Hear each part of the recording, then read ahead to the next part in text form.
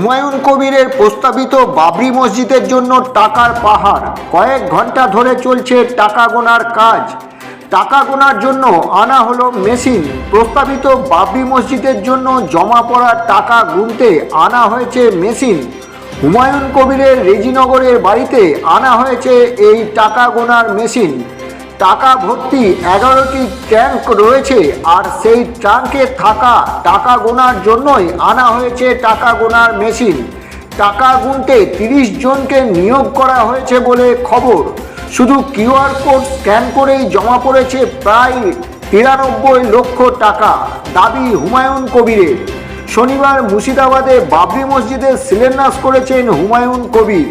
রবিবার নিজে হাতে ইট নিয়ে সেখানে হাজির হয়েছিলেন। এ বিষয়ে সাংবাদিকদের মুখোমুখি হয়ে হুমায়ুন কবির ঠিক কী জানিয়েছেন শোনাবো। Bureau report, AIFM news Bangla. আমার স্বচ্ছতা নিয়ে কারো প্রশ্ন থাকলে আমি যে টাকা এখানে দান করেছে তাহলে আমার নিজের বাড়িতে অনলাইনে পুরো লাইভ টেলিকাস্ট করে সেই টাকার কাউন্টিং করেছি। যারা শেয়ার করেছে তারা সবাই দেখেছে। এখনও কাউন্টিং কমপ্লিট হয়নি। কাউন্টিং কমপ্লিট হলে মানুষ যে নগদ অর্থ দান করেছে সেটাও জানতে পারবে সবাই। এখন পর্যন্ত ব্যাংকে 2 কোটি কত ঢুকেছে সেটাও সবাই জানতে পারবে ব্যাংক স্টেটমেন্টের মাধ্যমে।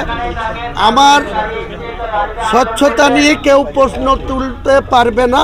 আমি সেই সুযোগ কোনো বিরোধীকে দেব না, না শাসক দলকে দেব, না বিজেপিকে দেব, না সিপিএমকে দেব, না কংগ্রেসকে দেব।